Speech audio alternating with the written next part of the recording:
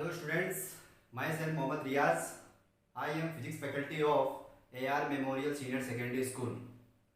ठीक है, तो आज अपन यूनिट ऑफ चार्जेस और चार्ज की कोई दो प्रॉपर्टी की बात करेंगे। वैसे तो चार्ज की चार प्रॉपर्टी है, चार प्रॉपर्टी में से केवल अपन दो प्रॉपर्टी की बात करेंगे और यूनिट ऑफ चार्जेस के साथ अपन डील करेंगे आज। तो आप हेडिंग लगाए unit of charges, unit of charges.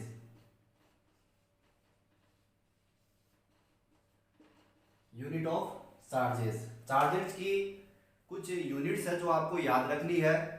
अब जैसे चार्ज की जो यूनिट है, चार्ज की जो यूनिट होती है एसआई, जो एसआई यूनिट है वो आपको याद करनी पड़ेगी। चार्ज की एसआई यूनिट होती है कूलाम। क्या होती है? कूलाम होती है। ठीक है, चार्ज के अगर अपन सिंबल की बात करें, चार्ज के अगर अपन सिंबल की बात करें, किसकी बात करें? सिंबल की, तो इसका सिंबल कैपिटल क्यू होता है। इसका सिंबल क्या होता है? या तो कैपिटल क्यू होता है या फिर आप स्मॉल क्यू मान सकते हो। इसमें इतना बड़ी वाली बात नहीं है कि सिंबल या तो कैपिटल क्यू ले लो या स्मॉल क्यू ले लो। ऐसा यूनिट क्या है? इसकी कूलाम है। अगर इसके अपन अदर यूनिट्स की बात करें, अदर यूनिट्स की बात करें तो इसकी जो अदर यूनिट होती है, अगर आपको याद हो तो इसका फॉर्मूला मैंने आपको पढ़ा होगा आपने। इसका जो फॉर्मूला होता है वो I इज इक्वल टू क्या होता है? Q अपॉन टी होता है। I इज इक्वल टू क्या होता है? Q अपॉन टी होता है। तो Q इज इक्वल टू क्या होगा?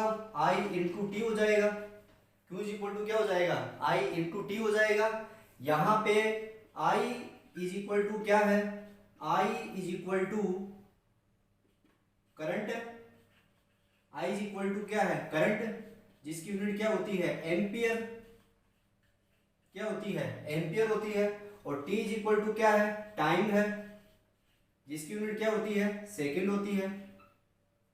जिसकी यूनिट क्या होती है? सेकंड होती है।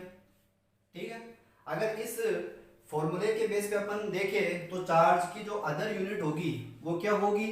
तो देख सकते हैं अपन Q इज इक्वल टू क्या है? I इंटू टी है।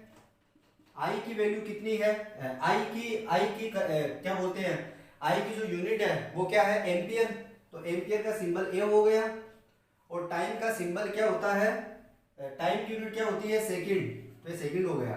तो चार्ज की जो अदर यूनिट होती है वो एम्पियर इंटू सेकंड होती है। इसकी जो अदर यूनिट होती है वो क्या होती है? एम्पियर,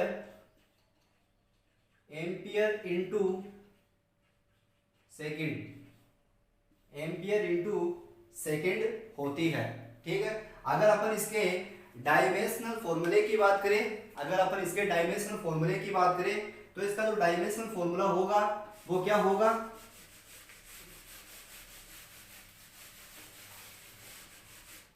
इसका जो डायमेंशनल फॉर्मूला होगा, डायमेंशनल फॉर्मूला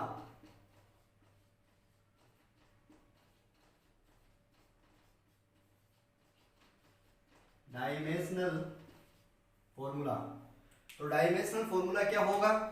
तो यहां से आप देख सकते हो डायमेंशनल फॉर्मूला क्या हो सकता है? Q is equal to I into t होता है।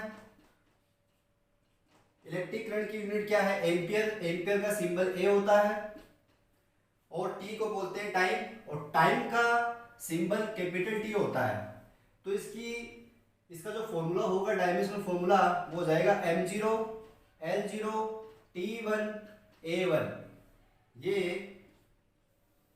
इलेक्ट्रिक चार्ज का डायमेंशनल फॉर्मूला होता है। यहाँ पे m को बोलते हैं मास, l को बोलते हैं लेंथ, और t को बोलते हैं टाइम, और a को बोलते हैं एम्पियर। आपको पता हो तो डायमेंशनल फॉर्मूला हमेशा mLT की फॉर्म में लिखा जाता है।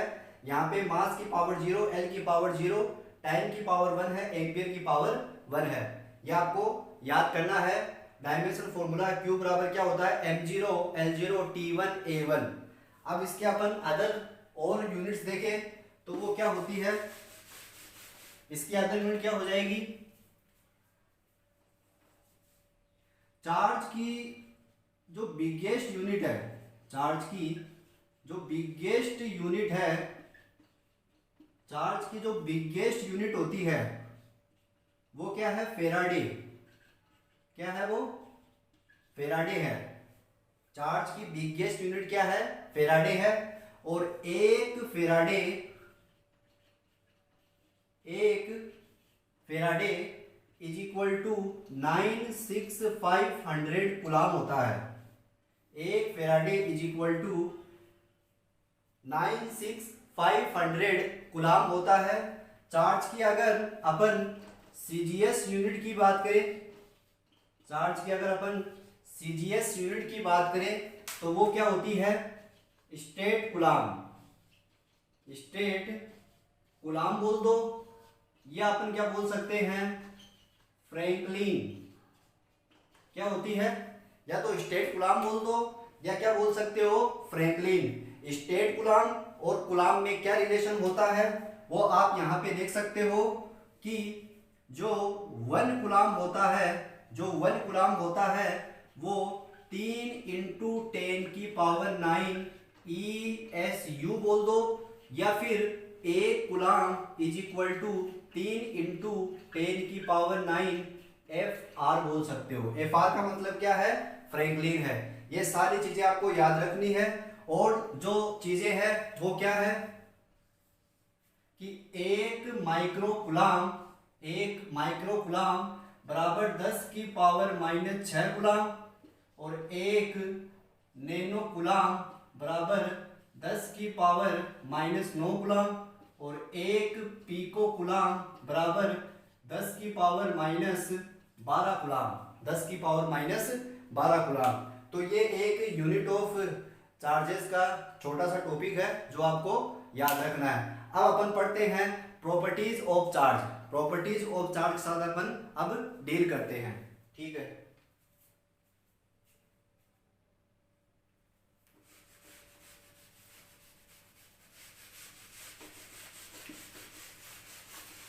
Properties of charge. Properties of charge, heading लगाए properties of charge. Properties of charge. इसमें जो पहली प्रॉपर्टी है वो पहली प्रॉपर्टी क्या है? Additivity of charge. Additivity of charge. Additivity of charge. देखो इसके नाम से लग रहा है कि चार्ज को आपको क्या करना है? ऐड करना है। और याद रखना चार्ज कैसी क्वांटिटी है? चार्ज एक स्केलर क्वांटिटी है। चार्ज कैसी क्वांटिटी है? स्केलर क्वांटिटी है। और जितनी भी स्केलर क्वांटिटीज होती है तो उनका हमेशा क्या होता है? एल्जेब्रिक सम होता है। तो किसी भी सिस्टम पर टोटल चार्ज फाइंड आउट करने के लिए या किसी सिस्टम का अमाउंट ऑफ टोटल चार्ज निकालने के लिए, मेजर करने के लिए उस सिस्टम के अंदर कितने चार्जेज है उनका अपन क्या कर देते हैं? एल्जेब्रिक सम कर देते हैं। इसी प्रॉपर्टी को अपन क्या बोलते हैं? एडिटिविटी ऑफ चार्ज बोलते हैं। क्योंकि चार्ज एक स्केलर क्वांटिटी है, उसका हमेशा एल्जेब्रिक सम होता है, वेक्टर सम नहीं होता। क्योंकि चार्ज स्केलर क्वांटिटी है, चार्ज का मैग्नीट्यूड होता है, चार्ज की कोई डायरेक्शन नहीं होती। हाँ, अगर ये एक वेक्टर क्वांटिटी होती तो इसका एल्जेब्रिक सम नहीं होता, इसका वेक्टर एडिशन होता जो डायरेक्शन और मैग्नीट्यूड दोनों पर डिपेंड करता है। तो इसकी जो डेफिनेशन होगी, जो स्टेटमेंट होगा वो क्या होगा कि total amount of charge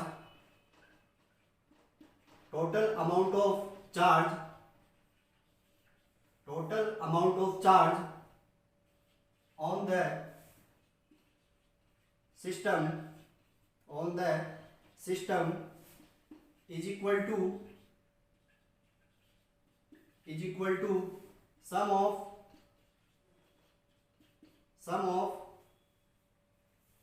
all charges present in it is equal to sum of all charges present in it। और सम भी कौन सा? Algebraic sum of all charges present in it. किसी भी सिस्टम का टोटल अमाउंट ऑफ चार्ज अगर अपन को major करना है तो उस सिस्टम पर कितने चार्ज प्रेजेंट है उनका अपन क्या कर देंगे, एल्जेब्रिक सम कर देंगे, जिससे अपन को क्या मिल जाएगा, उस सिस्टम पर, उस बॉडी पर टोटल अमाउंट ऑफ चार्ज मिल जाएगा। ठीक है, जैसे अगर अपन एग्जांपल ले, अगर अपन कोई एग्जांपल ले, जैसे मान लो ये कोई एक सिस्टम है, ठीक है, जिसमें plus Q1 plus Q2 plus Q3 minus Q4 minus Q5 minus Q6, ये एक सिस्टम मैंने बनाया, एक बॉडी बनाई है, एक ऑब्जेक्ट बनाया जिसके अंदर इतने सारे चार्जेस प्रेजेंट है। अगर अपन को इस सिस्टम का टोटल अमाउंट ऑफ चार्ज चाहिए तो अपन क्या करेंगे, तो नेट चार्ज अगर अपन को चाहिए, नेट चार्ज, तो नेट चार्ज किसके इक्वल होता है, algebraic sum of all charges. तो इन सभी चार्जेस का अपन क्या कर देंगे, एल्जेब्रिक सम कर देंगे। तो एल्जेब्रिक सम कर देंगे अपन, तो plus Q1 plus Q2 plus Q3 minus Q4 minus Q5 minus Q6, ठीक है। तो ये क्या आ जाएगा, इसका नेट चार्जेस आता है। याद रखना हमेशा चार्ज कभी भी ऐड करो तो उसके विद साइन के साथ, विद साइन साथ आपको क्या करना है, ऐड करना है। चार्ज कैसी क्वांटिटी है, स्केलर क्वांटिटी है, चार्ज नेगेटिव भी हो सकता है, चार्ज पॉजिटिव भी हो सकता है। नेगेटिव चार्ज तो नेगेटिव चार्ज रखना है, अगर पॉजिटिव चार्ज है तो आपको पॉजिटिव चार्ज रखना है। और ये कैसी क्वांटिटी है, स्केलर क्वांटिटी है। अगर आपको किसी भी सिस्टम का टोटल चार्ज चाहिए, किसी भी सिस्टम का टोटल चार्ज चाहिए, तो टोटल चार्ज निकालने के लिए सभी चार्जेस का क्या कर दो, एल्जेब्रिक सम कर दो। एल्जेब्रिक सम करने के बाद में अपन को क्या मिल जाएगा, किसी भी ऑब्जेक्ट के ऊपर, किसी भी सिस्टम पर टोटल चार्ज अपन को मिल जाएगा। अगर कोई बॉडी है, कोई ऑब्जेक्ट है, अगर उस पर टोटल चार्ज 0 है तो इसका मतलब क्या हुआ, वह बॉडी क्या कहलाती है, न्यूट्रल बॉडी या न्यूट्रल ऑब्जेक्ट कहलाता है। जैसे कि मैंने आपको प्रीवियस लेक्चर में इसके बारे में बताया था। तो टोटल अमाउंट ऑफ चार्जेस निकालने के लिए आप क्या करो, किसी भी सिस्टम के अंदर जितने भी चार्जेस है उसका अपन क्या कर देंगे, एल्जेब्रिक सम कर देंगे। एल्जेब्रिक सम क्यों करते हैं, क्योंकि चार्ज एक स्केलर क्वांटिटी है। तो ये हो गई एडिटिविटी ऑफ चार्जेस, ठीक है। अब अपन दूसरी प्रॉपर्टी पढ़ते हैं।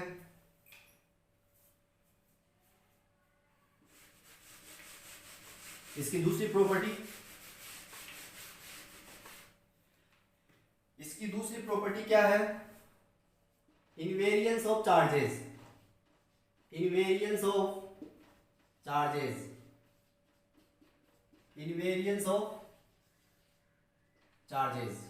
देखो इसके नाम से लगता है चार्ज इनवेरिएंट है। चार्ज क्या है, इनवेरिएंट है, चार्ज वेरिएबल नहीं है। इसका मतलब ये है, कहने का मतलब अगर अपन किसी चार्ज को, किसी चार्ज को कहां रखे, एट रेस्ट रखे, या इसी चार्ज को, इसी चार्ज को अपन क्या करवाए, मूव करवाए। अगर अपन Q1 चार्ज को रेस्ट पे रखे, या इसी चार्ज को, या इसी चार्ज को अपन क्या करवाए, मूव करवाए, तो इसके अमाउंट पर, इसके अमाउंट पर कोई इफेक्ट नहीं पड़ता। इस प्रॉपर्टी को अपन क्या बोलते हैं, इनवेरियंस ऑफ चार्जेस बोलते हैं। इसका मतलब क्या है कि किसी ऑब्जेक्ट के अंदर चार्जेस है और वह ऑब्जेक्ट मूव कर रहा है, तो उस ऑब्जेक्ट के अंदर के चार्जेस का जो अमाउंट होगा उस पर इफेक्ट नहीं पड़ेगा, चाहे ऑब्जेक्ट रेस्ट में हो, चाहे ऑब्जेक्ट मूविंग में हो, चाहे ऑब्जेक्ट मोशन में हो। तो ऐसी सिचुएशन में अमाउंट ऑफ चार्जेस क्या रहता है, कांस्टेंट रहता है, चार्ज पर कोई इफेक्ट नहीं पड़ता। इस प्रॉपर्टी को अपन क्या बोलते हैं, इनवेरियंस ऑफ चार्जेस बोलते हैं। तो इसकी अपन थ्योरी लिखते हैं, चार्ज चाहे रेस्ट पे हो, चार्ज चाहे मोशन में हो, चार्ज के अमाउंट पर कोई इफेक्ट नहीं पड़ता है, ठीक है। तो अपन यहां पे क्या लिखेंगे, amount of charge, amount of charge do not, amount of charge does not affect does not effect due to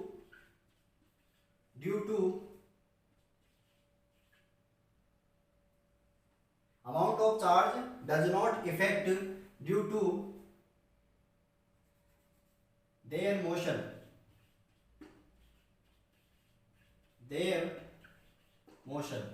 इसके मोशन से अमाउंट ऑफ चार्ज पर कोई इफेक्ट नहीं पड़ता है। ठीक है, और इसका मतलब क्या हुआ कि अगर Q1 कहां पे है, रेस्ट पे है, तो इस Q1 की वैल्यू Q1 के ही बराबर होगी। कब? जब ये कहां पे हो, मोशन में हो।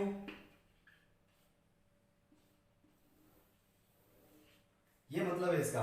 अगर चार्ज चाहे रेस्ट पे हो, चार्ज चाहे मोशन पे हो, दोनों का अमाउंट क्या होगा, इक्वल होगा। इस प्रॉपर्टी को अपन क्या बोलते हैं, इनवेरियंस ऑफ चार्जेस बोलते हैं। चार्जेस का अमाउंट इफेक्ट नहीं होता उसके मोशन से। अगर वह स्टैटिक कंडीशन में है चाहे वह मोशन कंडीशन में है, उसके अमाउंट पर कोई इफेक्ट नहीं पड़ता।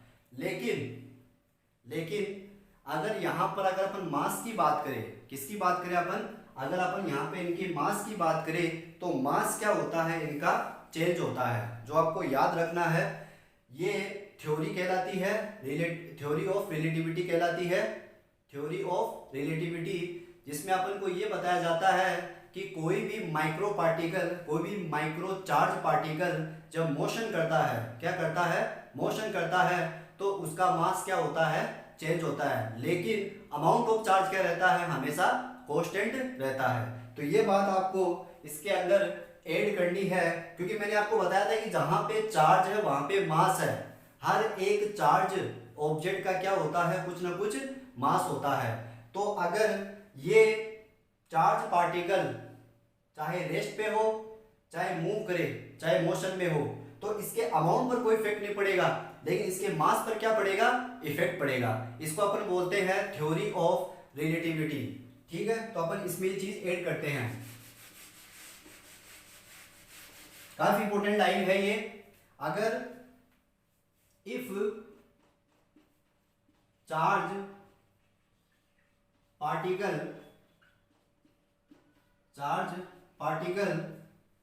मूव विद हाई वेलोसिटी और लगभग किसके बराबर, 3 × 10⁸। अगर किसी चार्ज पार्टिकल की स्पीड या उसकी वेलोसिटी 3 × 10⁸ मीटर पर सेकेंड हो, ठीक है, मीटर पर सेकेंड हो, देन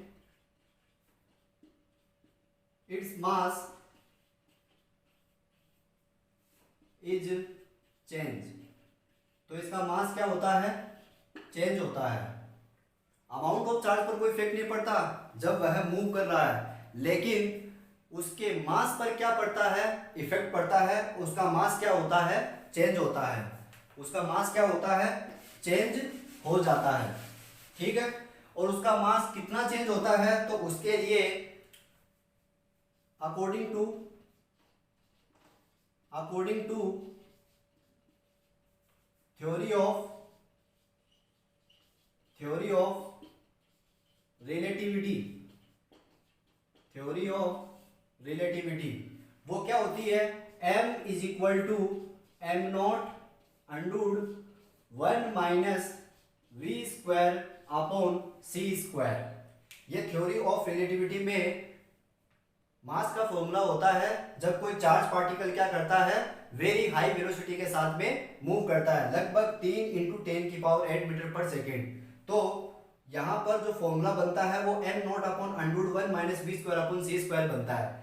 m का मतलब तो क्या है, जब चार्ज पार्टिकल क्या कर रहा है, मूव कर रहा है, तब उस सिचुएशन में उसका मास कितना होगा, ये वो वाला मास हो गया। ठीक है, m0 क्या होता है, रेस्ट मास, जब वह रेस्ट में था। v का मतलब क्या है, स्पीड ऑफ चार्ज पार्टिकल, और c का मतलब क्या है, लाइट स्पीड की, लाइट स्पीड ऑफ लाइट। तो यहां पर अपन लिखते हैं, यहां पे m0 का मतलब क्या है, m0 का मतलब क्या है, रेस्ट मास, और v का मतलब क्या है, velocity velocity of charge particle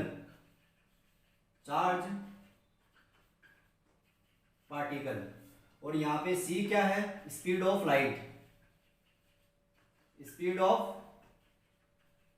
light ठीक है। अगर अपन वेलोसिटी को किसके बराबर कर दे, 3 × 10⁸ मीटर पर सेकंड के बराबर कर दे, तब इसका मास कितना होगा। तो अपन देख सकते हैं इफ v अप्रोक्स बराबर हो किसके, c के, तो यहां से m इज इक्वल टू क्या आएगा, m is equal to m0 upon under root 1 minus v की वैल्यू कितनी है, c, तो c square upon c square, 1 minus c square upon c square, ये 1 हो गया, 1 माइनस 1 0, m0 अपॉन 0 कितना होता है, इन्फिनिटी। तो यहां पर अपन देख सकते हैं कि मास क्या हो गया, चेंज हो गया। तो आपको याद रखना है कि अगर कोई चार्ज है वह अगर रेस्ट में है चाहे वह स्पीड में है, उसके अमाउंट ऑफ चार्ज पर इफेक्ट नहीं पड़ता, इसको अपन बोलते हैं इनवेरियंस ऑफ चार्ज। लेकिन वही charge particle speed of light के साथ में क्या करे, मूव करे, तब उसका मास क्या होता है, चेंज होता है। मास क्या होता है उसका, इन्फिनिटी, मतलब मास बढ़ जाता है। पहले मास m0 था, अब मास कितना हो गया, इन्फिनिटी। तो इसका मतलब चार्ज पार्टिकल यदि स्पीड ऑफ लाइट के साथ में क्या करे, मूव करे, तो उसका मास क्या होता है, चेंज होता है। इसलिए यहाँ पर एक छोटा सा टॉपिक इसी के अंदर इंक्लूड किया जाता है, एक हल्का सा टॉपिक है, इसी के अंदर इंक्लूड होता है, जिसको अपन क्या बोलते हैं, स्पेसिफिक चार्ज बोलते हैं। क्या बोलते हैं अपन उसको, स्पेसिफिक चार्ज। तो वो देख लेते हैं अपन स्पेसिफिक चार्ज क्या होता है, इसको डाल दे आप। स्पेसिफिक चार्ज क्या होता है, स्पेसिफिक चार्ज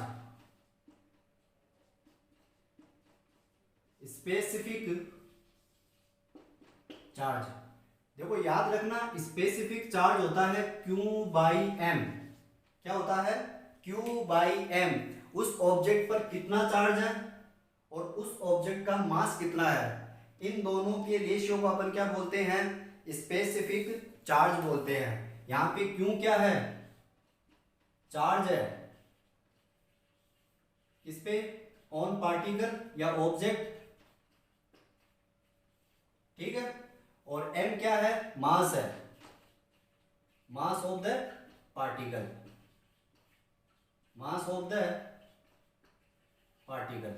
ठीक है। अब आपसे मेरा एक क्वेश्चन है कि अगर कोई charge particle speed of light के साथ में क्या करता है, मूव करता है, तब उसका स्पेसिफिक चार्ज घटेगा या बढ़ेगा। वापस से सुनो, कोई चार्ज पार्टिकल है, वह स्पीड ऑफ लाइट के साथ में क्या कर रहा है, मूव कर रहा है, तो उसके स्पेसिफिक चार्ज पर क्या इफेक्ट पड़ेगा, उसका स्पेसिफिक चार्ज घटेगा या बढ़ेगा, यह आपको बताना है। उसका स्पेसिफिक चार्ज कितना होगा, Q/m घटेगा या बढ़ेगा, वो आपको बताना है। सोच लिया होगा आपने, Q/m बढ़ेगा या घटेगा। तो देखिए, अगर कोई चार्ज पार्टिकल क्या करता है, मूव करता है, लगभग स्पीड ऑफ लाइट के साथ में मूव करता है, तो क्या इसके अमाउंट ऑफ चार्ज पर इफेक्ट पड़ेगा, क्या इसकी वैल्यू चेंज होगी, नहीं होगी, क्योंकि अपन को पता है चार्ज कैसा होता है, इनवेरिएंट, चार्ज वेरिएबल नहीं है। चार्ज चाहे रेस्ट पे हो, चार्ज चाहे मोशन करे, अमाउंट ऑफ चार्ज पे कोई इफेक्ट नहीं पड़ता। तो Q का जो मान होगा वो चेंज नहीं होगा, Q की वैल्यू तो क्या रहेगी, कांस्टेंट। लेकिन मास क्या होता है, बढ़ता है कि घटता है, मास हमेशा बढ़ता है। मास क्या हो जाएगा, इसका बढ़ जाएगा, मास क्या हो जाएगा, बढ़ जाएगा। कब, जब यह स्पीड ऑफ लाइट के साथ में क्या करे, मूव करे, तो मास क्या हो जाएगा, बढ़ जाएगा। तो Q/m का मान घटेगा या बढ़ेगा, तो Q तो कांस्टेंट था, m बढ़ गया, तो m के बढ़ने से Q/m का मान क्या हो गया, कम हो गया। तो आपको याद रखना है कि अगर कोई charge particle if charge particle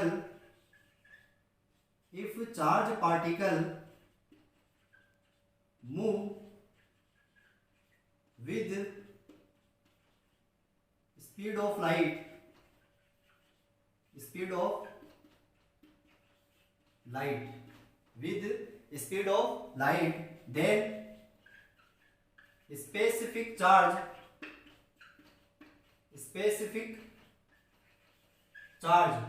increase की डिक्रीज क्योंकि मास बढ़ गया, क्यों क्या हो गया, घट गया। ठीक है, तो स्पेसिफिक चार्ज इज डिक्रीज